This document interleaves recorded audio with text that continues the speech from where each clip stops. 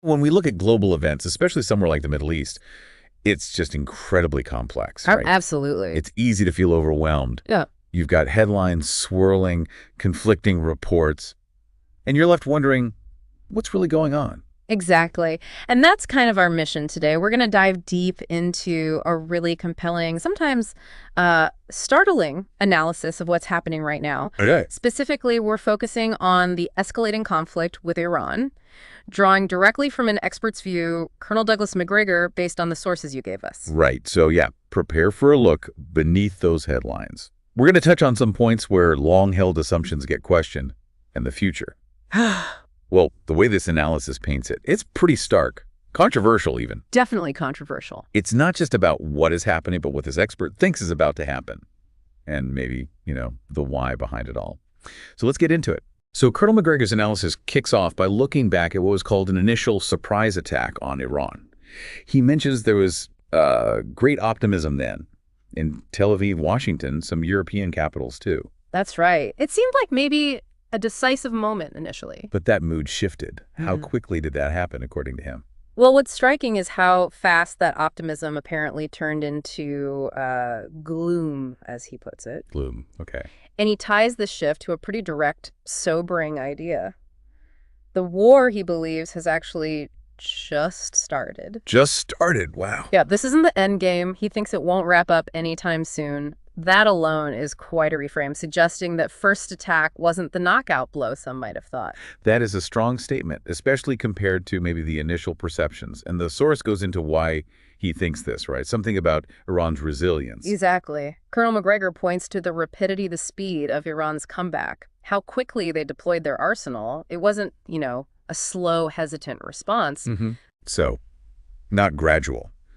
What kind of scale are we talking about with this arsenal? Well, he gets specific. He mentions Iran potentially deploying over 3,000 medium-range ballistic missiles. These things apparently have a 12,400-kilometer range, which is huge. Over 3,000. But here's the crucial part, and maybe the most worrying from his perspective. He notes that only a fraction of these have actually been used so far. Only a fraction. Yeah, so the implication is that initial surprise attack, it seems it didn't really cripple Iran's ability to hit back. Most of their firepower is still untapped, according to this view. Which leads him to a pretty stark conclusion for Israel then. It does. He basically says Israel is in for a long war, whether it wants it or not. It paints a picture of this almost unavoidable, drawn-out escalation. An unavoidable escalation. Where? And does that escalation pull in others? Well, in the expert's view, yes. Directly involves the United States now. He makes this central kind of alarming claim, the U.S. decision to actually attack Iran. He believes it's been made, regardless of what's being said publicly. Been made already. So when President Trump said he was taking 2 weeks to think about it. Colonel Macgregor calls that nonsense. Okay. He sees it less as hesitation and more as necessary preparation, like a strategic pause, maybe, to assemble the air and naval forces needed for these attacks he anticipates. Preparation. What kind of assembly does that involve? Sounds major. Oh, it's huge, according to the analysis. Massive logistics. Reassembling forces that have been pulled out, restocking ships, food, water, munitions, missiles, everything. Right. He talks about bringing in multiple carrier battle groups, moving huge numbers of aircraft to bases nearby, deploying like 30 to 40 air refueling assets. This isn't a small move. It takes time, coordination, and he sees that as the real reason for the pause. And what's really provocative here, in his view, is the idea that the U.S. was ultimately complicit in that first surprise attack. Yeah, that's a strong claim. His argument is that President Trump deliberately created this illusion of wanting negotiations, wanting some kind of deal, specifically to disarm the Iranians, or at least make them lower their guard before the strike hit. It paints a very cynical picture of the diplomacy involved, doesn't it? It really does. It completely reframes that public narrative. So, okay, if the U.S. is potentially about to jump in, what's the situation for Israel right now, according to Macgregor? Well, his assessment is pretty grim. He describes Israel as being on the ropes. On the road. Yeah, having seen, quote, a substantial portion of their country destroyed. That's a significant claim, and it definitely contrasts with how things are often portrayed. And it suggests maybe their defense systems aren't holding up as expected. That seems to be the implication. The source mentions struggles with interceptive missiles, noting the Iron Dome appeared to be well less powerful or convincing than it had been sold to the public. So a gap between the public image and the reality on the ground in this fight. Precisely. And according to this analysis, things are bad enough that Netanyahu has supposedly been pleading with Trump to get into the game quickly.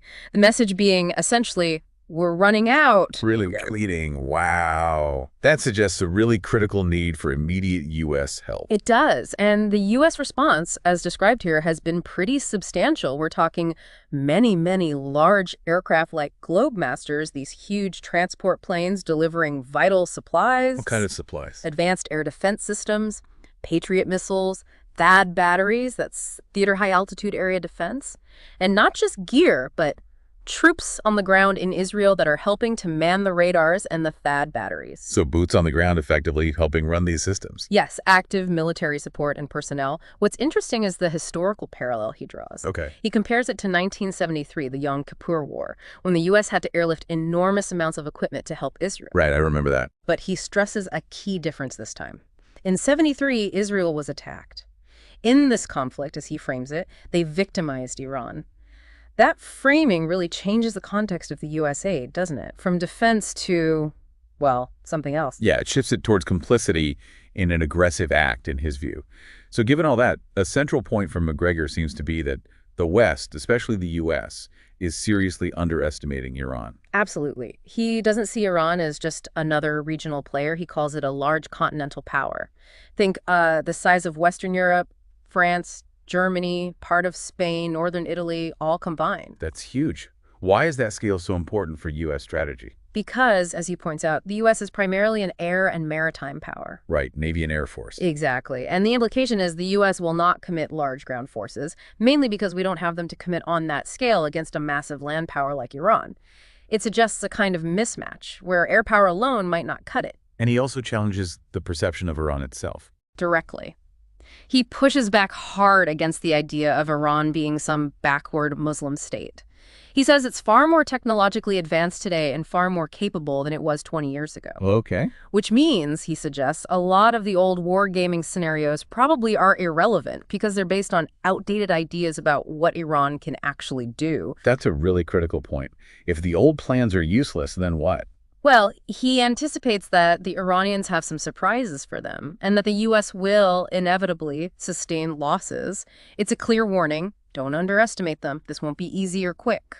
Okay, so if the conflict is escalating, the U.S. is maybe getting ready to engage. Yeah. What does this analysis say are the real goals, the underlying objectives of this war? Macgregor interprets the big overarching goal as achieving the Jewish state's hegemony across the entire region. Hegemony. Regional dominance. Yes. And he's explicit that this includes the conquest and securing of the oil and gas fields. That's presented as the core economic and geopolitical driver. And militarily. What's the main focus? From a military perspective, he sees the primary aim as the destruction of the regime. Destruction, not just weakening. Right. He talks about hitting everything down to police stations in Tehran and other cities. The role, as he sees it, is to paralyze Iran, make it incapable of holding itself together, essentially causing a societal collapse. Wow. That's comprehensive. And what about the nuclear facilities? That's mentioned as a secondary goal, yeah, damaging these uranium enrichment facilities or nuclear development facilities. Okay. But this is where it gets really chilling and quite alarming, frankly. How so? The expert says there's already talk about minimal residual radiation warheads, sometimes called low-yield nukes. Low-yield nuclear weapons. Yeah. They're supposedly designed not for massive city destruction, but to penetrate hardened underground sites, like bunkers or enrichment facilities, with maybe less widespread fallout, but still, it's nuclear. Why is he even bringing that up? That sounds terrifying. Well, what's really concerning is he states these might come into use. Might come into use. He immediately follows up, calling it a very bad idea, something that would open Pandora's box. His worry is crystal clear. Using any kind of nuke, no matter the yield, crosses a massive red line and risks escalation spiraling completely out of control. Unimaginable consequences. And he draws parallels to Iraq, doesn't he? The 2003 war. He does. The parallels are striking, he notes. Similar rhetoric, weapons of mass destruction talk about being met as liberators. He sees it as history potentially repeating itself in a dangerous way. But there are differences this time. A crucial one, he points out. Unlike Iraq in '03, the U.S. didn't have those massive ground forces or truly overwhelming capabilities just sitting there ready to invade Iran. Right. So even if the talk sounds similar, the strategic situation, the resources available for a ground war are totally different this time around. And he wasn't a fan of the Iraq strategy itself, was he? Not at all. He gives a really strong critique, calls it very stupid. Specifically, the decision to occupy Iraq and then dismantle the government, its administration. He sees that as a huge mistake, mentioning that old saying about guests and fish stinking after 3 days. Oh, right. Who does he blame for that stupid strategy? He names names. Paul Wolfowitz and a little coterie of people in the Bush administration. He claims they believe the road to Jerusalem and freedom went through Baghdad. And he connects that thinking to today. He does. He suggests there's this recurring ideology, a consistent group pushing similar policies, which leads him to a very controversial claim. Okay. He asserts that the same kinds of people, funded by the same backers, the same financial oligarchs, institutions, and political advocates who push for confronting Russia, are now advocating for war on behalf of Israel against Iran. So he's drawing a direct line between those pushing confrontation with Russia and those pushing it now with Iran. Exactly. He sees it as the same network, the same influences driving policy towards conflict. Okay, let's talk about the global stakes then.